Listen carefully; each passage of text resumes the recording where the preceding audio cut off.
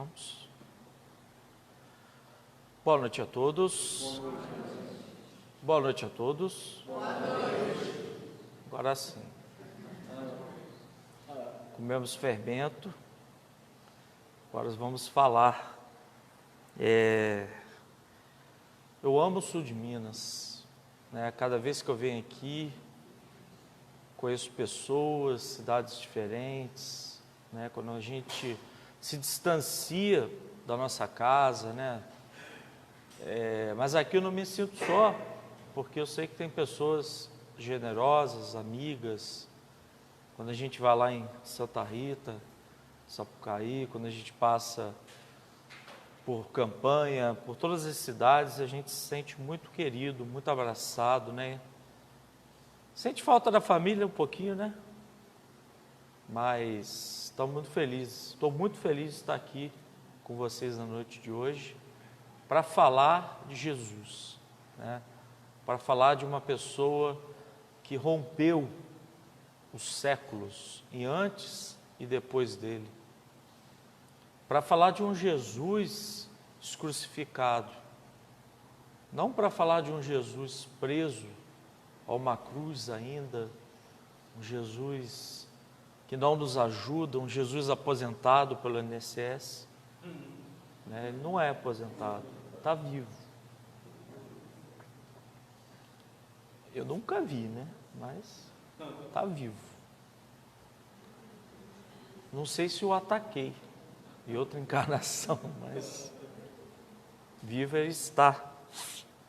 Para falar de um Jesus que comeu com os apóstolos, para falar de um Jesus que nos ensinou o que é família, que sentou na mesma mesa com os apóstolos, na mesma posição, para falar de um Jesus que lavou os pés dos apóstolos quando eles estavam se perguntando quem seria o substituto do Mestre na hora da crucificação, que nos mostrou que aqueles que mais são grandes aos olhos de Deus são aqueles que mais trabalham para os outros. Falar de um Jesus que nos ensinou que somos imperfeitos e que precisamos evoluir. Todos nós somos imperfeitos. Eu, você eu não sei, talvez seja mais evoluído. Mas todos nós somos imperfeitos, né? Não venham para cá achando que o expositor espírita é perfeito. Ele não é perfeito. Tem famílias, tem dificuldades. Talvez alguns de nós tenhamos eloquência em frases, em palavras, mas tenhamos problemas em outros campos da vida, né? Então falo aqui de imperfeito para imperfeito, pedindo ajuda do mundo espiritual, pedindo conforto, que essas cachoeiras de bênçãos possam confortar o coração de vocês. Porque quando viemos ao centro espírita, eu acredito que todos nós chegamos aqui pedindo algo, né? Embora Jesus nos ensinou que nós temos que sempre agradecer, mas no fundo a gente pede alguma coisa. A nossa imperfeição clama por isso. Então eu desejo que vocês encontrem, né? Não em mim, mas nos espíritos que estão aqui hoje, né? A gente é só um instrumento. Que nós possamos transformar esse centro espírita hoje na casa de Simão Pedro, quando Jesus visitava e quando ele, em plena conversa com Simão, abriu um buraco no teto e passou um paralítico por esse buraco para buscar a cura dos seus males. E ali ele encontrou o conforto do Cristo. Ali ele encontrou o carinho, o apreço, a misericórdia de Deus, porque o Cristo é o Verbo encarnado. O Cristo é aquele que nos mostra como as leis de Deus podem ser personificadas num homem. Todos os seus passos são semelhantes, não maior que Deus, mas são semelhantes aos passos de Deus. Então é esse e nesse, e com a doutrina espírita para nos ajudar a desvendar as parábolas. Por quê? Quando a gente fala das parábolas de Jesus, eu já vou ler aqui o texto, não durmam até eu ler, por favor, fiquem acordados, que já já a palestra esquenta. É muito importante a gente não esquecer alguns detalhes, porque Jesus precisava se comunicar, Jesus precisava dialogar com as pessoas, Jesus precisava trazer o seu verbo divino para todos os nós, de canto a canto do universo. E a maneira que ele se expressou nesse diálogo, por muitas das vezes, foram as parábolas de Jesus. Então, quando nós pegamos o livro Céu e Inferno, que é uma das obras de Kardec, hoje eu conversava isso com o Marcelo mais cedo, tem um espírito que era presidente da Associação Espírita Parisiense daquela época, ou seja, havia estudado. Quando ele desencarnou, os livros dos Espíritos já estavam em vigor, eles estudavam o livro dos Espíritos. E esse Espírito é Sazon, não é o miojo, tá? Não, se alguém pensou. E ele foi para mundos felizes e deu passividade na mesa mediúnica. Kardec, assim como nós, também é curioso. Kardec queria perguntar, Kardec queria questionar, Kardec queria conhecer, e ele faz a pergunta: como é que é o mundo aí? O que tem desse lado aí? Você que estudou com a gente, que está no mesmo grau, como é que funciona? E ele responde: a linguagem da Terra, eu não consigo traduzir o que eu vejo no mundo espiritual com a linguagem que nós temos hoje. Não há como. Nesse momento eu conseguia traduzir. Nem o maior poeta da nossa geração poderia traduzir aquilo que eu estou vendo. A gente está falando de 1862, que foi o desencarne do nosso amigo Sazon. Então, imagina 2000 anos atrás. Como é que o Cristo expressava as parábolas? Por que ele expressava as parábolas? Lucas, por ser o seu apóstolo mais, embora não tenha conhecido o Cristo, mas o apóstolo mais inteligente, mais versátil, mais eloquente, escreveu o Atos dos Apóstolos, e o seu evangelho é composto de 20% de parábolas. Porque ele viu a necessidade de mostrar o simbolismo que o Cristo trazia. Então é importante a gente não se prender à letra, nem da doutrina espírita se prender à letra.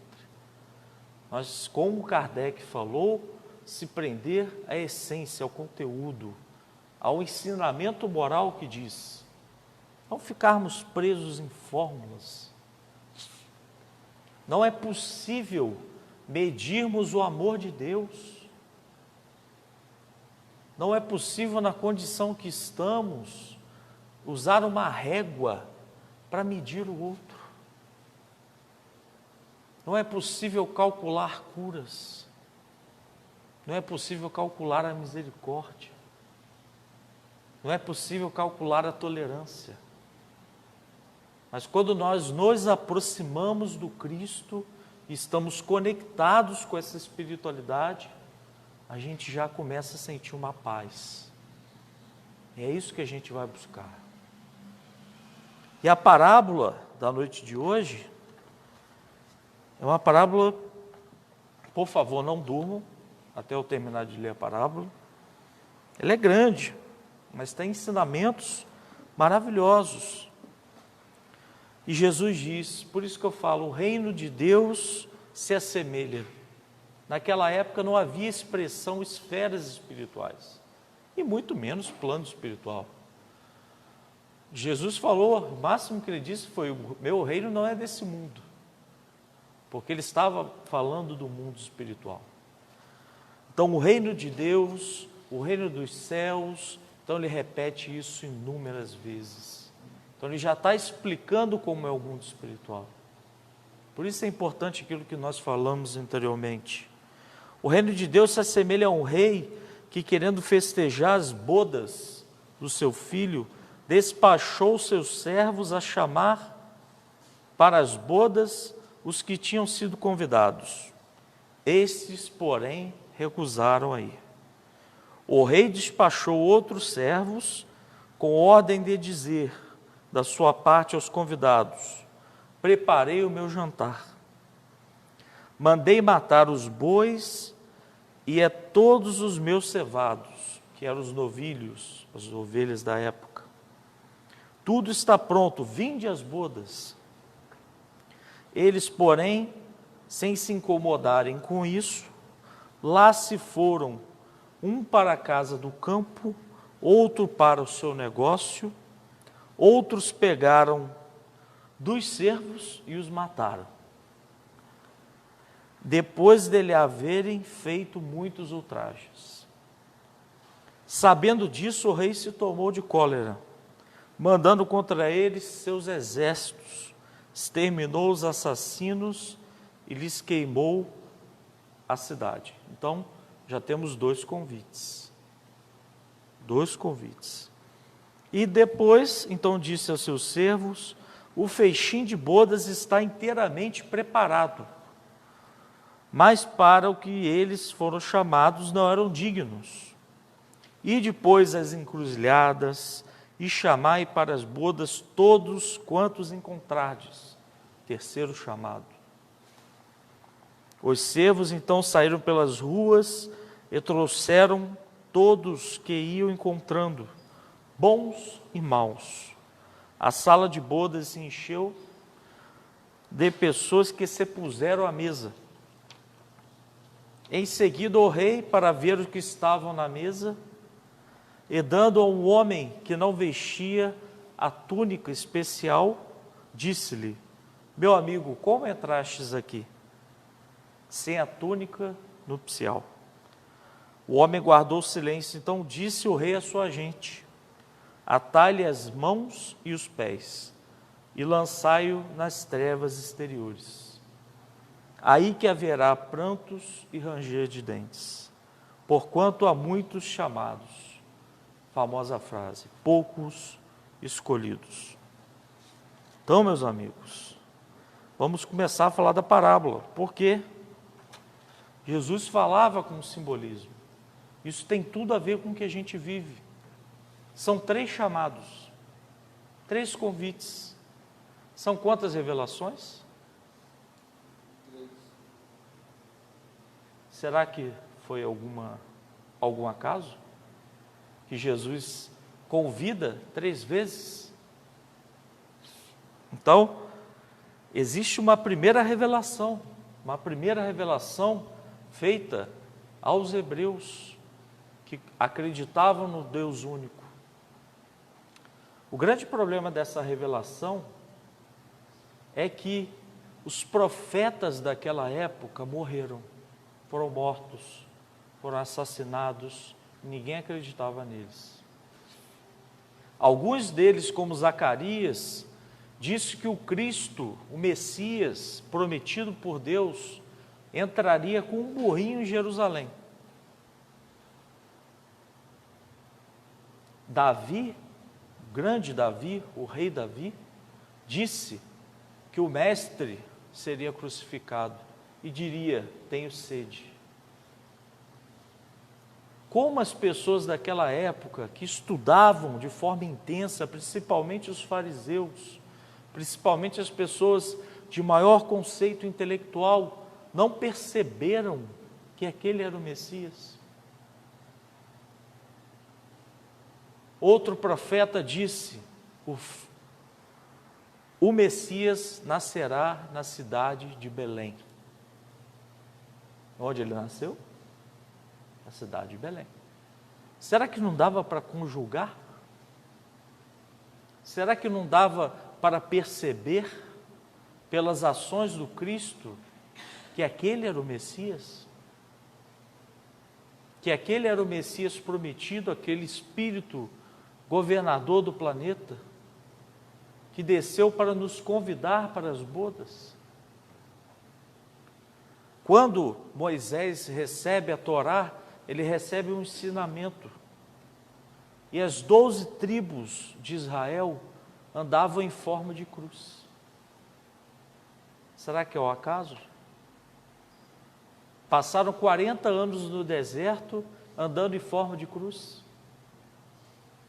E o que aconteceria depois na segunda revelação? Cristo seria crucificado numa cruz. Quantos profetas? Existem mais, eu fiz um estudo, mais de 90 passagens que dizem exatamente o que iria acontecer.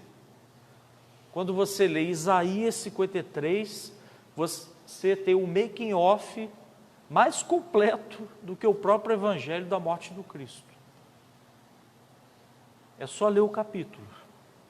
Ele ficará mudo, ele será morto. Todo o processo. Será confundido com ladrões, irá morrer entre dois. Conta o making off da história. O profeta Isaías, um dos últimos, 400 anos antes. Aí no livro O Consolador, o Emmanuel responde a essa pergunta: quem influenciou aqueles espíritos? E a resposta é: diretamente o Cristo, pois só Ele poderia prever o futuro com uma minuciosidade de detalhes. Então, gente, é para a gente perceber que os convites foram feitos. Depois veio o Cristo, traz o verbo divino, só faz o bem, traz o amor, traz a paz, cura os enfermos. Ele mesmo fala: se queres me conhecer, veja as minhas ações. Tudo que vocês estão vendo agora era o que sonhavam os profetas e todos os outros das outras gerações. Vocês estão na frente do Filho do Homem. Mas o que aquele povo fez? Espero que nenhum de vocês tenham participado da escolha de Barrabás. Talvez eu estivesse lá. Não sabemos, né? E agora, de forma inusitada, alcançamos a terceira revelação. Kardec recebe a codificação. Aquela mensagem que depois de tantos anos, depois de tantas pessoas mortas, como diz aqui,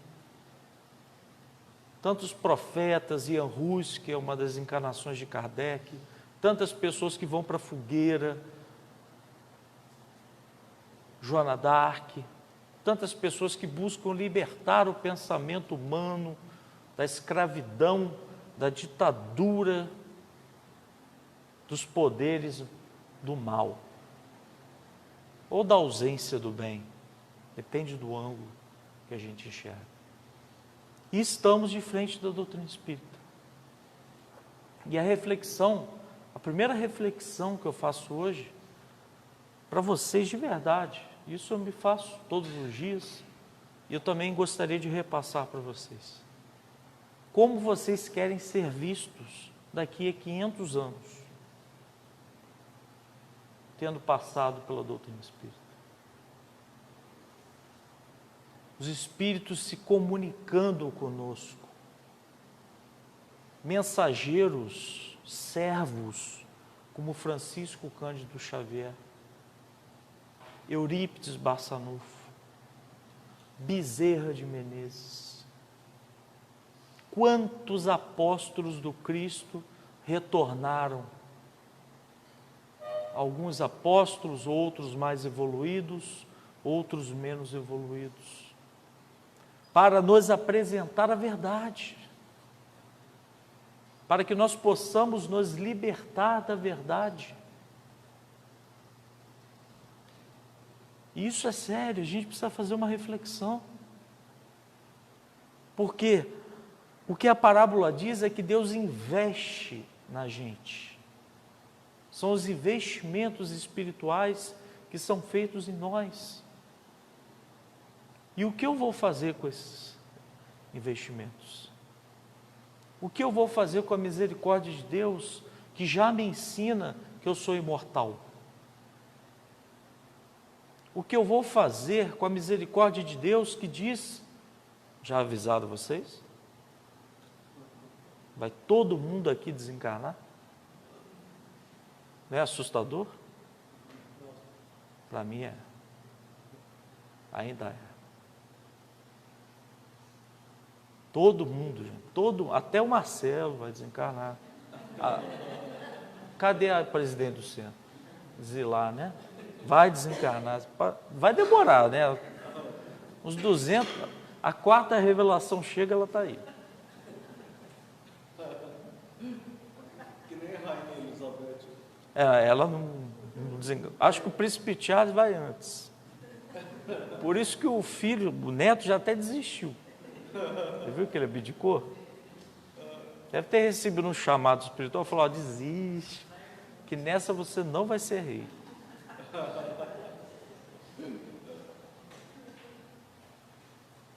Mas nós não levamos nada para o mundo espiritual, gente. E a minha pergunta é: por que brigamos por tão pouco?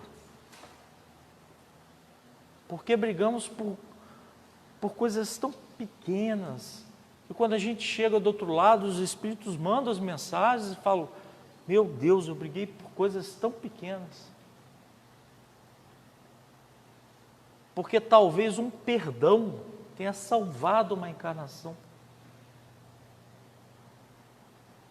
Talvez uma pessoa que tenha feito algum mal a você, quando você perdoa, você está fazendo a sua própria evolução espiritual, deixando que Deus tome conta, que a sua misericórdia tome conta disso. Por que ainda somos, e eu me incluo nisso, tão aflitos com o futuro, tão culpados com o passado? Porque uma coisa é o intelecto, é o entendimento, eu entendi, mas e o sentir? Outro dia eu conversava com uma amiga, ela falava: não, eu já acredito, meu coração já é evangelizado, eu acredito que Deus é misericordioso, que é maravilhoso. Aí no final da faladeira eu peguei na mão dela e falei: por que sua mão está suando? Eu tenho ansiedade. É? Então por que você se preocupa tanto com o futuro, se você tem tanta fé? Não é verdade? Ou seja, se nós desprezarmos aquilo que precisamos evoluir, se nós não reconhecermos aquilo que precisamos evoluir, nós não vamos para frente. Vamos estagnar. De verdade. Porque para o mundo espiritual, lembra daquela frase de Paulo, a nuvem de testemunhas que nos rodeiam? Aquela frase me traz a minha dieta, sabe? Se eu for no hotel aqui comer um chocolate, ninguém vai saber, gente. Mas os espíritos sabem que eu comi o chocolate. É bem diferente. Os espíritos que nos cercam olham o seu perispírito e falam: pão de queijo. Comeu pão de queijo, bebeu coca, não tomou banho hoje. Porque Deus está em toda parte. Esse novo relacionamento com Deus que a doutrina espírita nos convoca, nos convida, é um relacionamento de misericórdia. Nós precisamos abandonar as culpas. Não há um Deus punidor. Não há um Deus que encarcera pessoas. Não há um Deus dos exércitos. Mas há um Deus que permite o livre-arbítrio. O livre-arbítrio para que nós possamos agir na nossa faixa de ação. E o livre-arbítrio é limitado. Mas nós precisamos olhar e buscar formas de nos conectar com Deus. Se eu vou casar, eu mando um convite para você. Mas você precisa vir até mim. Não concorda? Se alguém casar, por favor, mande os convites, tá? Não ficarei triste em ser convidado. Ainda mais se tiver pudim ou bolo. Mas se vocês recebem um convite de casamento, quem é a noiva? Quem é a noiva da história? Cristo, gente. O Cristo é a noiva. E o nosso casamento é com a noiva. É com Cristo. Então, a partir do momento que eu recebo o convite, eu preciso me conectar a esse convite.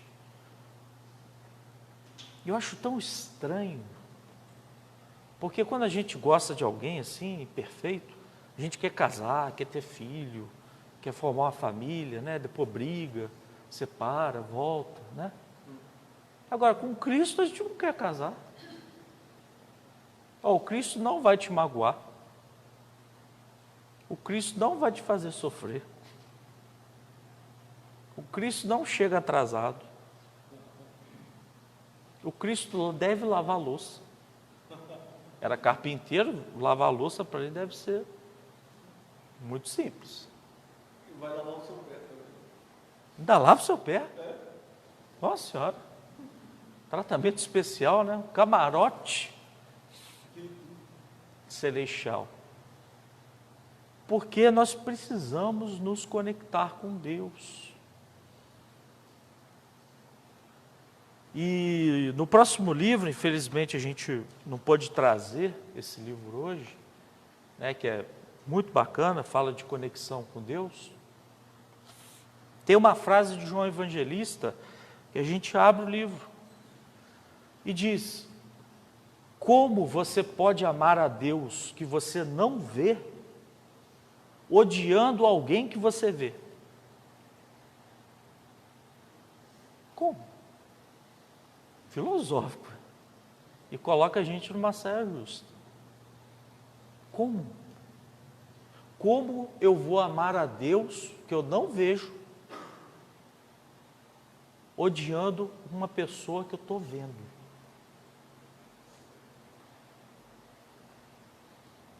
Como eu vou fazer uma prece, uma oração, odiando o meu próximo? Sendo intolerante. Como? Porque às vezes tem dias que palestrante espírita também se sente lixo, tá? Hoje eu estou até benzinho. Numa boa. Fui bem recebido, né? Aliás, o rapaz do passe não veio, né? Mas tudo bem. Mas a primeira conexão com Deus é a nossa família. Queiramos ou não, é a família. Por quê, minha gente? Pensem comigo. Aquela música do Lulu Santos, que fez mal a gente, viu? Embora eu adore a música, toda forma de amor, né? Eu não pedi para nascer, né? Só que você pediu para nascer. Pediu, escolheu, implorou. Você escolheu seu pai, você escolheu sua mãe, você escolheu o marido. Já estou vendo as testas franzindo. Cuidado com é pé de galinha, né? Até a sogra, gente. A pobre coitada da sogra. Né? A minha está no livro, viu? Ó, fui bonzinho, tá? Botei ela no livro. Para dizer que ela diz que eu falo mal dela nas palestras. Eu falo, não, eu estou dando um exemplo, não é você. Mas sério, gente, com as pessoas que nós temos mais intimidade, com as pessoas que nós temos um relacionamento mais próximo, você quer se conhecer? Você quer fazer o que diz a questão 919 do Livro dos Espíritos? Conhece-te a ti mesmo? Você pode perguntar para duas pessoas. Uma delas é o seu obsessor.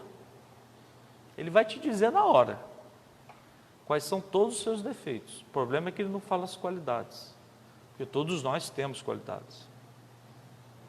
A outra opção é você perguntar aos seus pais ou à sua irmã, sua mãe e até a sogra. Talvez a sogra vai ser a mais sincera. Com certeza. Porque é ali, é naquele espaço, é a videira. Por isso que Jesus fala tanto de videira, porque nós somos colocados em troncos, amarrados em uma espécie de círculo familiar, de vizinhos, de amigos, de centro espírita, de religião. E ali estão as relações mais profundas, as mais profundas. Então, se nós abrirmos a obra de André Luiz e aquilo tudo for verdade, e a gente acreditar naquelas obras, se nós abrirmos as obras de Kardec e a gente acreditar naquilo, os maiores inimigos das nossas vidas não é o Bush, não é o Osama Bin Laden, é alguém da família. Porque a gente perde tempo com tanta coisa, a gente se distrai com tantos problemas e esquece o essencial. Por isso que Jesus fala a Marta. Maria está ouvindo Jesus e depois Marta lá, imagina Jesus aqui, gente, se lavando e varrendo o centro espírita. Ela diz, só uma coisa é importante. E que coisa é essa? Só uma coisa é especial. É o amor. É a compaixão. Ao mesmo tempo que Jesus diz, quem é fiel no pouco é fiel no muito. E a gente conversava sobre isso hoje. Então, se você perdoa alguém da sua família, se a pessoa pisar de propósito no seu pé, no Banco do Brasil, você vai, não, está tudo bem. Agora, eu não sei o sofrimento de ninguém aqui. Eu não estou querendo julgar ninguém. Eu não sei o que vocês passaram. Eu não sei as cicatrizes que vocês têm. Mas o pedido não é meu. O pedido é do Cristo. Perdoai os inimigos. O pedido é dele. O pedido é dele que se sacrificou, que veio à terra, que mandou mensagens, que disse que viria, que nos apresentou uma terceira revelação maravilhosa, emocionante.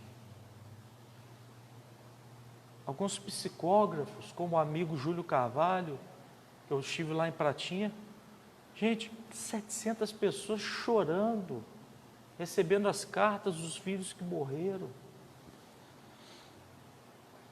Há algo mais consolador do que isso? Você recebeu uma carta de um ente querido? Ou as mãos de Chico Xavier, que tanto consolou as pessoas? Estamos aqui julgando ninguém, mas nós temos uma dificuldade imensa de agir e errar. Por que não conseguimos perdoar?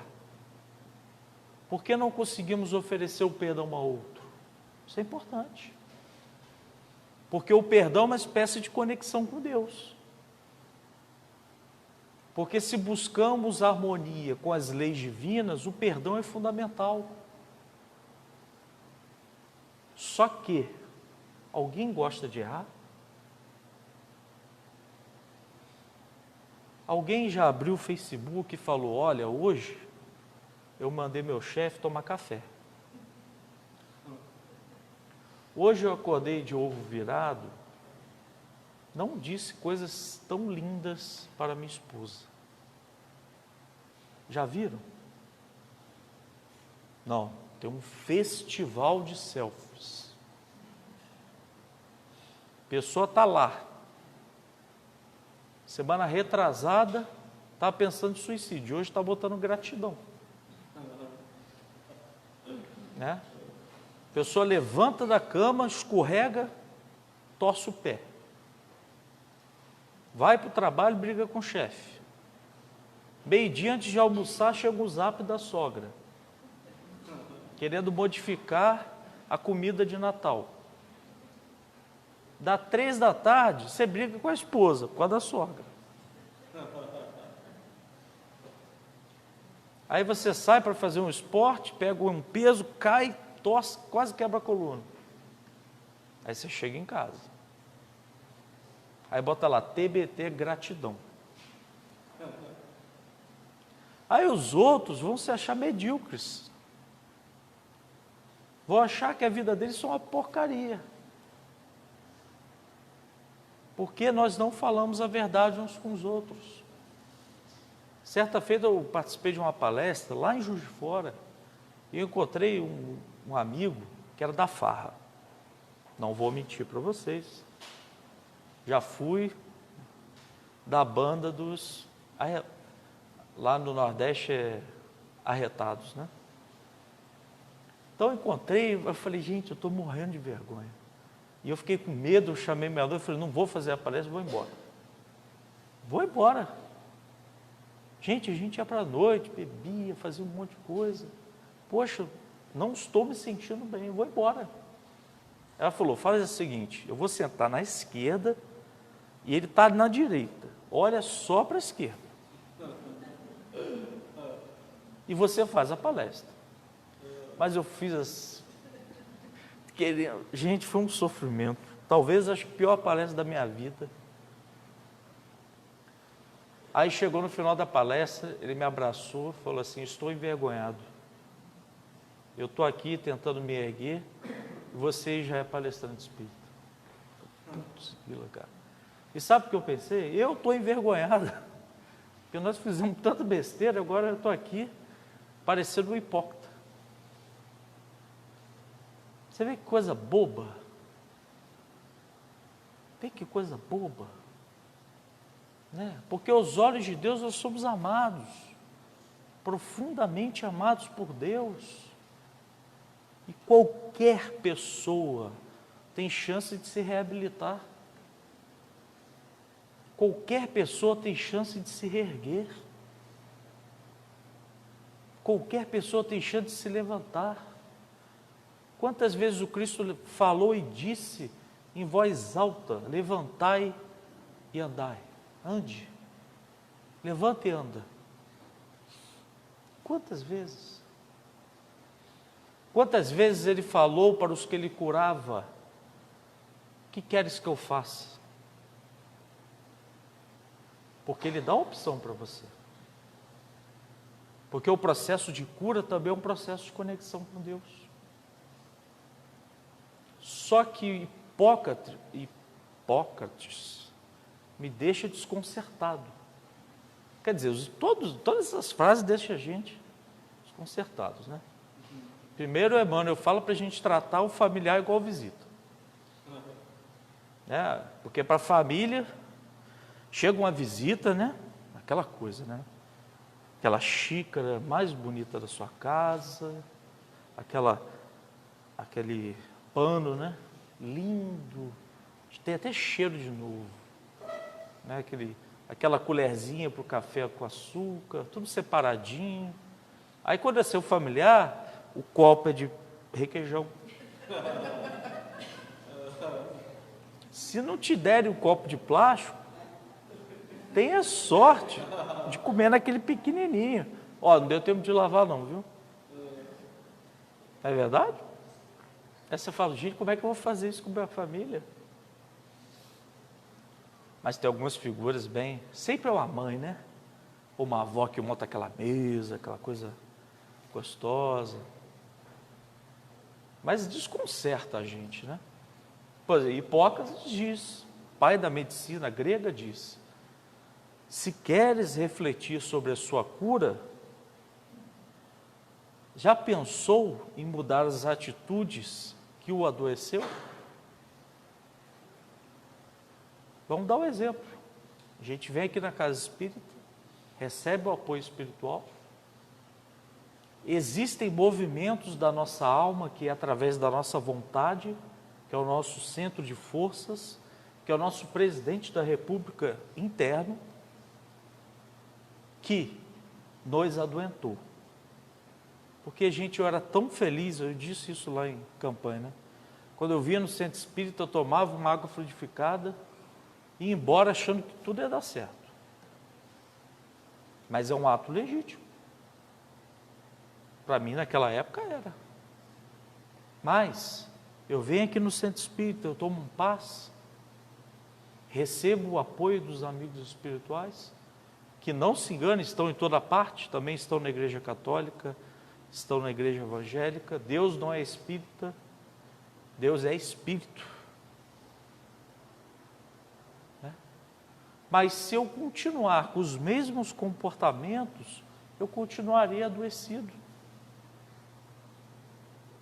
Eu continuarei nutrindo aquela doença, aquilo que me adoeceu. Tem uma história que eu achei muito importante, muito interessante, que chama-se Bernes Siegel. Tem o livro Arte de Curar, é o americano. E todas as pessoas que têm leucemia, câncer dificílimos, procuravam ele. Porque ele tinha uma maneira de se expressar com as pessoas, que ele levantava a autoestima. Né? Certa feita, tinha um medicamento lá que era HOPE. Não, na verdade era EPOH, o medicamento de leucemia. E ele foi, cortou o rótulo, colocou HOPE. HOPE é o quê? Esperança. Então a pessoa que já tomava o remédio, de esperança. Não é bom ressignificar as coisas? Então as pessoas acreditavam que iam ser mais curadas pelo acolhimento daquele homem. Então ele atendeu uma senhora que tinha câncer. Ele falou, possivelmente, ela era muito rica, esse egoísmo que a senhora tem, tenha causado esse câncer. A senhora precisa se libertar disso. Então ela sai do consultório, definitivamente, pega o dinheiro dela, começa a distribuir entre os familiares. Eu queria ser um deles. Pelo menos ser adotado, né? Ou me casar com a filha, né? Mentira. Ela doou tudo, chamou todo mundo para uma viagem no mundo inteiro, conheceu todos os lugares, deu risadas, saiu daquele mar de orgulho, de egoísmo, de tristeza, transformou as suas emoções. Mário Quintana fala que quem ama muda a alma de endereço. A alma dela mudou de endereço. E nós temos trilhões de células que se modificam de 3 em 3 anos. Então, se a nossa vontade se a gestão das nossas emoções forem positivas durante esse período, nós podemos nos curar. Porque já é comprovado que as emoções irradiam nas nossas células e nos tornam curados. Por isso que o Cristo nunca disse: eu te curei, mas a tua fé te curou. A tua forma de se relacionar com a vida, com Deus, com as pessoas, com os seres humanos, te curou. Resumo da história: ela voltou pobre no consultório, fez um exame e a bichinha estava curada. Ela estava pobre, mas rica de espírito. E saiu feliz. Possivelmente pediu um trocado para alguém, né? Para a vida dela continuar, porque havia gastado tudo. Mas isso nos ensina muitas coisas. O apego. O apego, não só apego a carro, gente. Né? Tem espírita que fala: não sou apegado a carro, não sou apegado a casa, não sou apegado a nada. Mas é ciumento. Não vou falar quem é, né? Mas tem gente que quase vampiro do expositor espírita. É meu. É, Marcelo. Marcelo sabe. Ou uma esposa que você acha que é só sua, só que ela é um espírito, é outra pessoa. Se esquecendo que uma relação verdadeiramente saudável é quando cada um faz o que quer, o que gosta, e dos momentos importantes estão unidos. Permitir que o outro seja o outro. Permitir que cada um tenha a sua vida, isso gera autoestima. A autoestima gera felicidade. E a autoestima gera cura. Cuidar de si mesmo. Proporcionar a si mesmo momentos de se cuidar. Cuidar de você. Eu quero fazer uma faculdade, mas eu tenho um cachorro aqui que não deixa, eu tenho um filho que não deixa. Gente, eu vou fazer a faculdade. Mudar a maneira de pensar. Porque entra a gratidão como conexão com Deus. Às vezes a gente fica tão preocupado em dar errado, que a gente deixa de sonhar. Mas isso pode acontecer errado, se vier errado. É óbvio que você não vai se lançar, né, numa montanha do Everest sem o equipamento de segurança adequado. Ninguém está pedindo isso. Mas se nós não nos lançarmos ao mar da vida, assim como Pedro fez no cais com Jesus, o que aconteceu naquele momento? Era Jesus para Pedro. Jesus se apresentando. Pedro, vamos voltar ao mar? Vamos fazer diferente? Vamos voltar ao mar da vida? Vamos voltar ao mar das oportunidades? Vamos pescar juntos? E Pedro aceita. Então Pedro se joga no mar da vida. Mas claro que a segurança do Cristo no barco. Em harmonia com as leis divinas. Em harmonia com o amor. Em harmonia com o perdão. Em harmonia com a compaixão. Com a tolerância.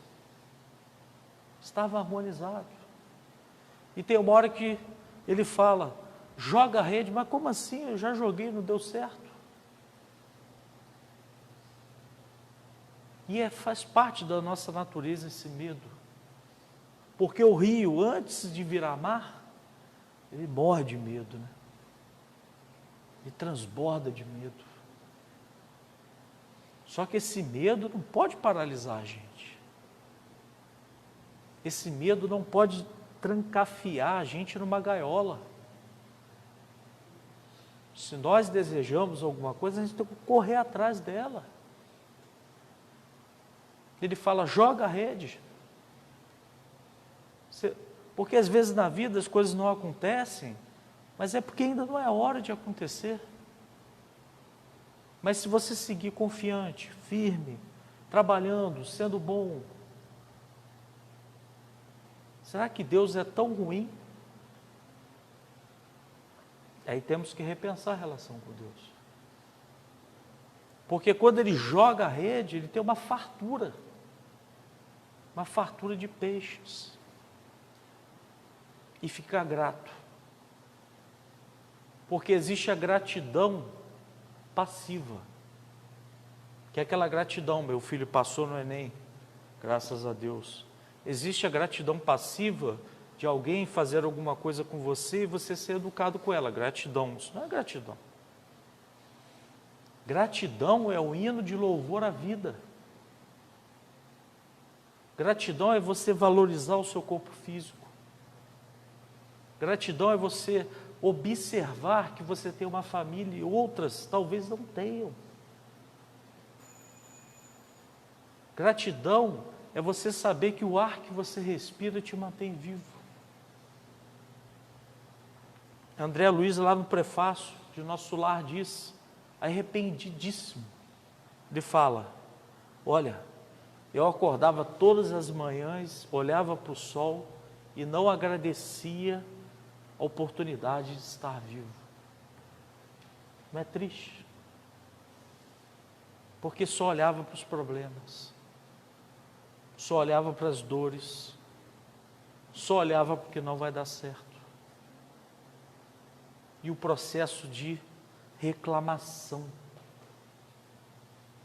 Está dando errado, reclama. Está dando errado, reclama. Porque o processo de reclamação é o processo que você está clamando 2 vezes. Então eu estou com um problema. Quando eu reclamo, eu estou trazendo ele para mim 2 vezes. Aí tem uma hora que ele vira uma onda, te cobre. Deixar de olhar o passado como problema, e sim como lição. Todos nós erramos. Nós não somos anjos sapiens, somos homo sapiens. Quando voltarmos ao passado, olhar as lições. Por que isso aconteceu? Por quê? Por que essa dor aconteceu? Por que isso aconteceu na minha vida? Porque, gente, se Deus é bom, se Ele fecha uma porta, é para que outra abra.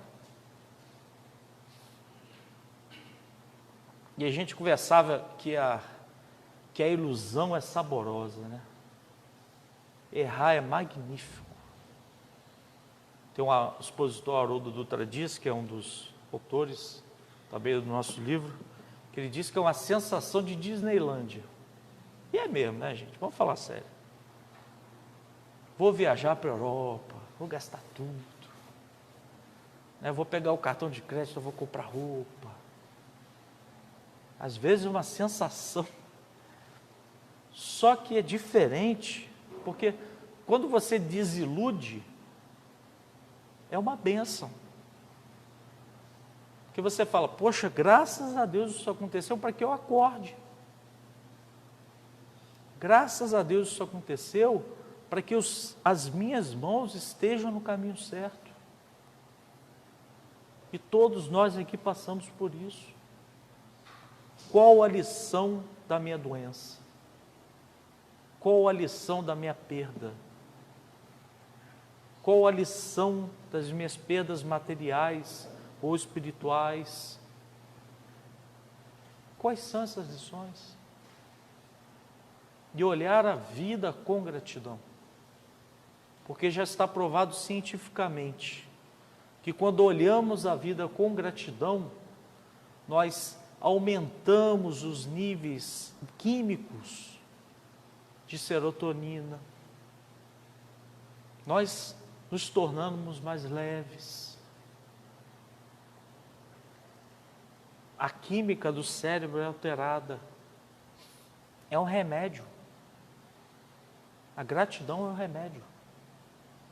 Quando nós somos gratos, e essa gratidão é ativa, porque a gratidão é o ar que você respira, ela se torna parte de você no dia a dia, você se torna alguém melhor. Porque quem é grato no pouco, ganha mais. Quem não é grato, quem reclama, perde. O próprio Cristo não disse isso? A quem tudo tem, será dado. A quem pouco tem, será retirado. Aproveitar as oportunidades. Vou fazer a mesma brincadeira de campanha. Alguém já mexeu no OLX? Ninguém, gente. Estão vivos? Ou? Alguém já viu um corpo físico à venda lá? Jura? Senão a gente cataloga, né? Faz um estudo científico. Porque se tivesse, eu comprava o George Clooney lá e fazia que palestra. Pegava a minha alma, tirava, jogava na dele. Né? Corpo físico não está à venda, corpo físico é doação de Deus. Para que nós manifestemos a obra entre as outras obras. A água é gratuita ainda. No sul de Minas tem bastante água. Só 2 moléculas de hidrogênio e 1 de oxigênio. O ar que nós respiramos é gratuito. Nos faz andar, temos 2 pernas, 2 braços, 2 olhos. Uma vez eu falei isso, o rapaz falou, não tem os 2 não. Eu falei, puxa. Então calma aí, deixa eu repetir aqui. Mas temos isso tudo. E para fechar 2 histórias. Uma do rapaz que foi visitar Jerônimo Mendonça, que era o gigante deitado. Um homem que falava, fazia palestras deitado numa maca. Como é que você ia hospedar esse homem? Uma ambulância?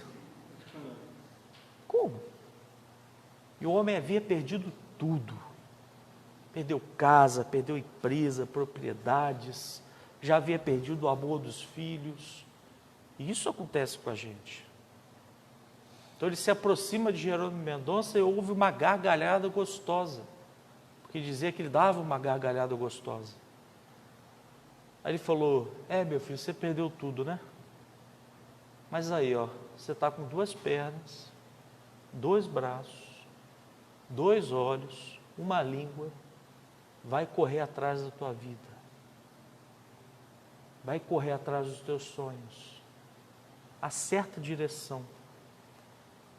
Lembra do que o Cristo falou, endireitar os caminhos? Acerta o alvo. E para fechar, vou repetir, porque isso que é ruim, né? A pessoa vem na palestra, vem outra. Né? Tinha um homem que tinha um sítio, e essa história é verdadeira. Não é falsa não, uma história verdadeira. O homem tinha um sítio e queria vender o sítio. Reclamava do sítio, que ele tinha que limpar, era muita louça, era galinha para cá, era burro para lá, era, né? Aquela confusão de sítio. A parentada ia para lá no final de semana, também era uma algazarra, e ele ficava cada vez mais irritado com aquela situação. Então ele decidiu se desfazer do sítio. Então, ele andava no meio da rua, ele não sabia escrever muito bem e precisava redigir um anúncio para botar no jornal. Precisava ser algo, né? Quando a gente quer vender alguma coisa na internet, põe até emotions agora, né? Para ficar mais especial. Então, será que eu trouxe papel, gente? Oh Deus, está aqui. Esse papel acho que vai virar um pergaminho. Então ele pede ao Olavo Bilac, pede ao poeta, ele esbarra com o poeta e fala, meu amigo poeta, redige o anúncio para mim. Ele faz a redação. Vende-se encantadora propriedade, onde extenso arvoredo cantam os pássaros, ao alvorecer. Recortada por marejantes e cristalinas águas de um belo ribeirão. E a casa nela existente é banhada pelo sol nascente, e oferece as sombras tranquilas das tardes na varanda. Pegou o anúncio, foi embora. 2 semanas depois eles se encontram. E aí, meu filho, veio? Deu certo? Que veio de nada, fiquei para mim. Pô,